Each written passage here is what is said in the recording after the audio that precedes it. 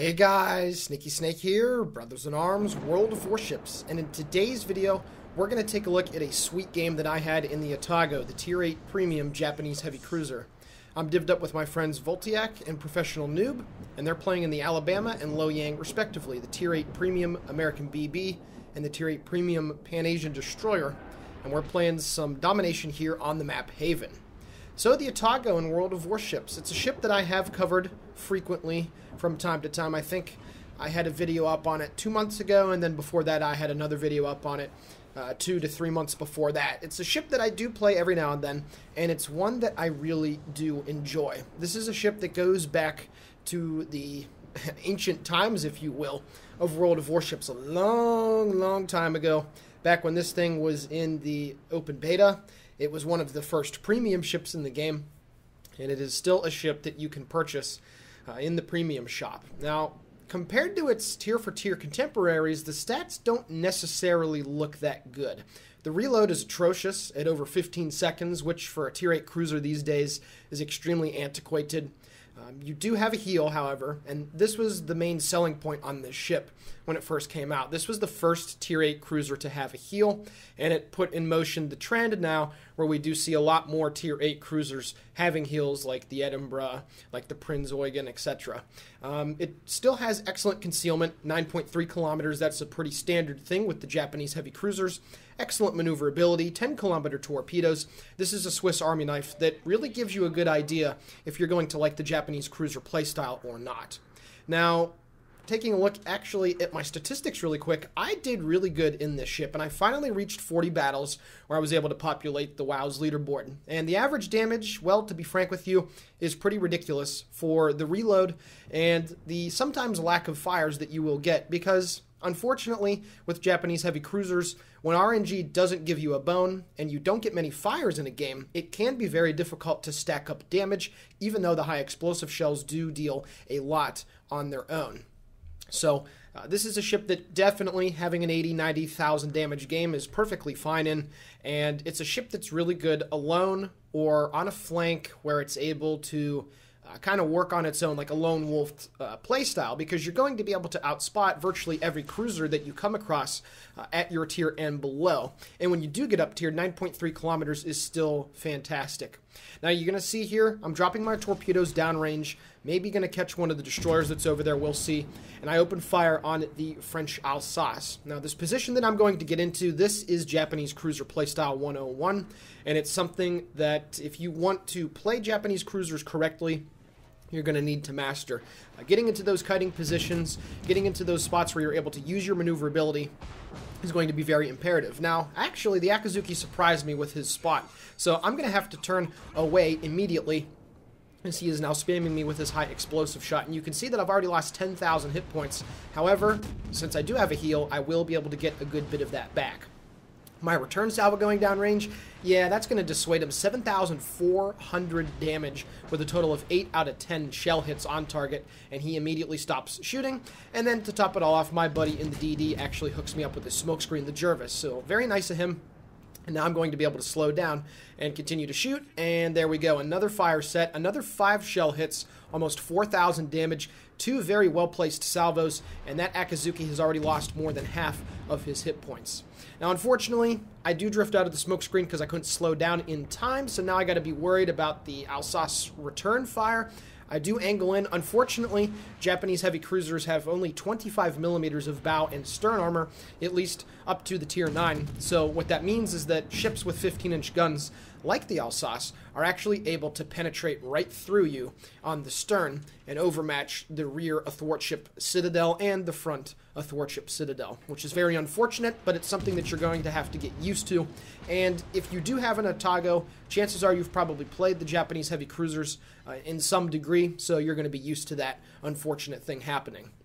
Now, like I said, this is a perfect situation. I do have priority target on, where I am able to see how many ships are aiming at me, and of course, nothing is right now. So I know that I am not the center of anybody's attention, and I'm going to focus on burning down battleships. Japanese heavy cruisers have long been some of the best cruisers in the game for doing exactly that, because they have the great HE shell damage, they have the pretty good fire chance, even though it can sometimes bite you in the butt. And overall, it's a very good and comfortable gun platform. It's not something like the Soviets where you get these rail guns, but the shell arcs aren't that floaty. They're a bit more manageable than the American heavy cruisers are. And you can see as this Alsace continues to back up, I've just been raining good damage right down on top of him, setting fires and forcing him to back up. So this is, again, something that the Atago is extremely good at. Now, one thing that I will mention, the range is kind of paltry at 15.8 kilometers, but obviously that's another thing that you're going to have to get used to with Japanese heavy cruisers up until the Ibuki that you can put the range mod on. The tiers 5 through 8 do not have very good range, and it's just because of the playstyle. If they gave it more range, it would be a little bit dumb in my opinion, so having the range where it's at is fine. Besides, you have the excellent stealth, so you can really get away with getting into those medium ranges before deciding to open fire, and because your concealment is so good and your maneuverability is so good, you're still going to be able to, maneuver out of the way of shell fire and just be an annoyance, to put it lightly. Now you're going to see here, I switched my focus to the Massachusetts B, and the lack of range actually comes in handy because right there before I did get detected, those enemy ships to the south of B, including the Ibuki and the Alsace, do not have line of sight or are too far away from me. Now, of course, I do have line of sight with the Massachusetts B, but sometimes you can get into a nice situation where, because your range is so low, ships that are further away from your target that could be shooting at you actually are not able to see you. It's a rare thing, but there were some more shells actually right there that came my way, so it's a good thing that I turned in. But the short range does sometimes help you out when you need to get undetected, and there's going to be fewer enemy ships that'll have a chance of getting detection on you. So, the game is kind of even right now. 475 to 514. We've each lost a ship. I turned back to the north as I'm now trying to swing my guns into play on the Massachusetts B, the Massachusetts Black. And you can see here he is getting ready to throw some shells downrange. So, of course, I need to play with the rudder. I need to play with my engine, and I'm easily able to slow down. I used to have rudder shift on my cruisers for the longest time, but I decided to switch to propulsion modification 2. And of course, propulsion mod helps you speed up 50% faster. So, while it's not going to be anything like a Minotaur or a Des Moines with the legendary mod, I do find this a bit more helpful, especially at range, where when you are going slow, you really are able to accelerate quicker, and it's going to make it that much more difficult for the enemy ships to get good shots on you. A very risky shot downrange at the Ibuki. It's a very tough one, moving away at over 14 kilometers as I got the salvo off, and I am able to get 2 hits for a little bit under 1,100 points of damage. The Helena is moving back in. The Jervis used a smokescreen, so I figured, well, you know what, I guess I will stay in my position. Maybe the enemy team will try and push very hard around the corner to the southwest of B, and then I'll be in a good position to try to front that attack off. And there we go. So there's the Alsace who's turned around. There's the Gneisenau who's turned around. So now I'm actually going to about face, and I'm going to start heading back towards the enemy fleet because I want to get in range, and I really want to start dealing damage, especially to that Alsace. I've gotten some good damage on him so far, but I want to do a little bit more because he is definitely the most dangerous battleship down there with those very accurate, or not accurate, but very fast firing and guns that... yeah, good shell velocity, that's what I'm trying to say. I do get a fire on him, which is great. I get back into my kiting position, which this is the position that you should always try to be in when you're playing your Japanese cruisers. The Ibuki is now pushing west to try and get to the map border so that they can really encompass us and get us circled in. So now I'm going to open fire here on the enemy Gneisenau. I haven't been able to make use of my torpedoes too much, but to be honest, although they are 10 kilometers and you can drop them at targets that are about, I don't know, 12 and a half kilometers away, and if they are moving near full speed, they will have enough time to be able to run into them. I like to stick further away out of my torpedo range when possible, just because I like to play it as safe as I can. Now, I know that Alsace did use his damage control on 2 fires, so I am now going to continue to lob shells at him, but unfortunately, because I decided to turn back to the right, and now I'm about facing once again, I'm not able to get all of my guns on target. And this is going to be a situation where the fire chance of the Japanese heavy cruisers is actually not coming in handy.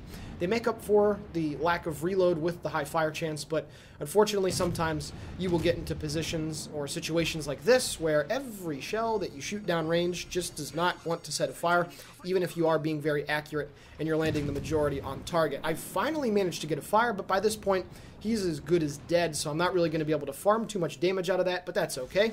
And now as the Gneisenau is moving in, I'm going to drop my torpedoes over the shoulder, but then the Akazuki appears, and I really want to get a big salvo into this guy, so I'm going to wait for the Gneisenau salvo to come in. He is short, and now I'm going to turn to the right and get my full firepower to bear. I really punished that Akazuki with these very accurate guns, and once again, more shells coming down range, another solid salvo with 4 shell hits. Hopefully this next one will be able to put him down even more, and hopefully my Jervis will be able to get the kill. I set a fire on him, so he is pretty much screwed at this point, under 1,000 hit points and burning, and then somebody hits him with the salvo, and I actually finish the kill as I take out that Tier 8 Japanese destroyer. And you saw, anytime that I had a good shot on that guy throughout this game, I took it, and I was really able to deal a lot of damage to that dude. So even with the low reload, if a destroyer is close enough and they are providing a good target, you absolutely need to take the shot. And since these high explosive shells hit so hard, that was a very good salvo. You can see we're winning 8-12 to 5-13. We've, of course, had control of A for some time. We've had control of C for some time. But unfortunately, we're now going to get into a little bit of a mini throw here. Our team does have a lot more ships than they do. As you can see that we still have 9 while they only have 6. But unfortunately, this is World of Warships random battles, so at the end of the day, when you think everything is won and when you think that all is lost, conversely, sometimes that's not the case. This Gneisenau needs to die, as he's on 17,000 hit points and he is burning, so of course I'm going to keep the fire up on him. You can see that over the shoulder, that Ibuki that is crawling up the one line is getting shots in at me.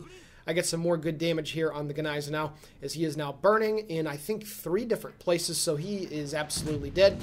It's just a question of who is going to get the kill. That Ibuki has actually been hitting me with quite a few good and well-placed salvos. So, unfortunately, as I use my next heal and use my repair, well, I hit the repair just a tad bit too early. And before I'm going to be able to get undetected, the Ibuki, I believe, is going to get another salvo off at me and is going to light a fire. Now, when you're using your repair in a cruiser, you have to be very careful, because I only get hit with 1 shell here, and of course, my detection now blooms to about 2 kilometers greater than it normally is. So at this point, I am not out of range of that Ibuki, and until the next 15 seconds goes away, that fire is still going to be burning, and my concealment is still going to be garbage. So, you got to be very careful when you press that repair button, because you can see with the Ibuki, you have a 50-second cooldown on that repair. And unfortunately for me, like I said, I can't get out of the detection range of this guy, even with a fire going.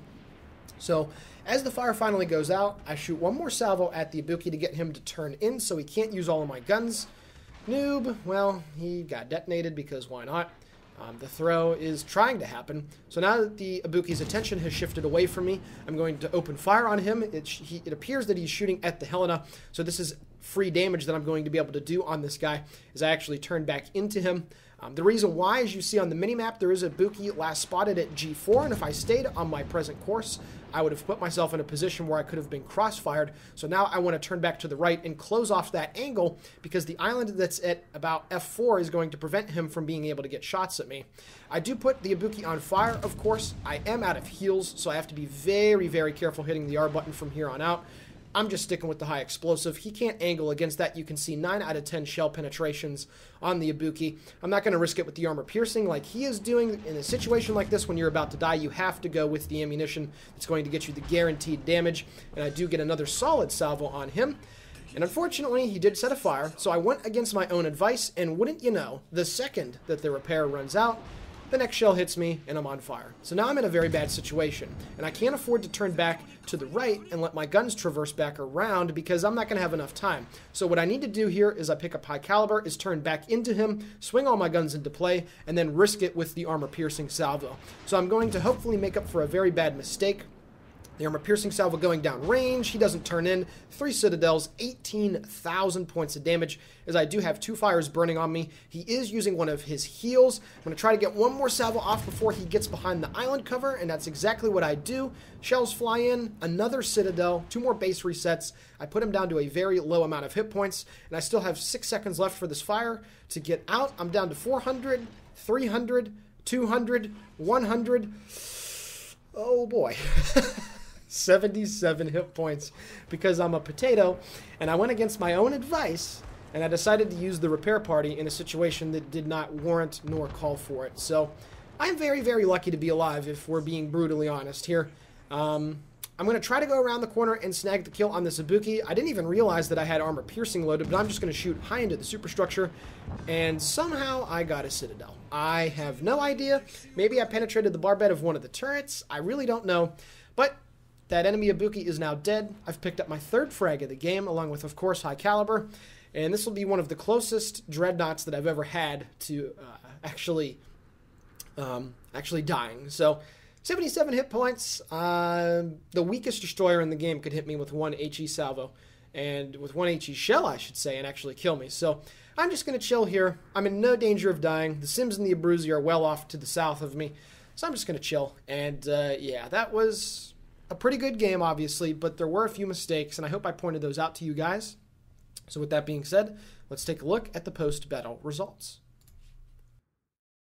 Alrighty guys, taking a look at the post-battle results, 1,292,000 credits received and 12,700 total experience. This was my first one of the day. I picked up Fireproof, Dreadnought, and High Caliber. Not the most common assortment of medals that you'd see on an Atago. 183,000 points of damage off of 209 shell hits. I sank 1/4 of the enemy team, had 18 fires set. I did get some pretty good RNG, more or less. 5 citadels on that enemy Ibuki, and 7 base defense ribbons. Taking a look at the team score, 3,069 base experience. That is a fantastic number. Any 3K base XP game, and you were doing some serious work. And then Voltiek and Noob finished 2nd and 3rd respectively, each of them getting a kill. But Noob, gosh darn it, dude, bring your det flags. We're at the high tiers. You have them. I know you do. So please bring them. Taking a look at the detailed report, 134K with the main battery, 103 with the HE, 30 with the armor piercing, and then about 50,000 damage with the fires that I set, and 1.5 million potential damage, which is not that bad whatsoever.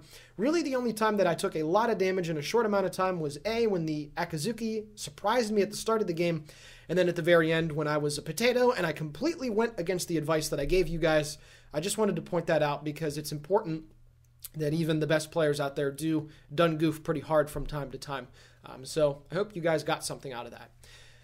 Anyway, this is the Sneaky Snake for BIA World of Warships signing off. Guys and gals, thanks for tuning in. Thank you for all the support that you give us, and have a fantastic day.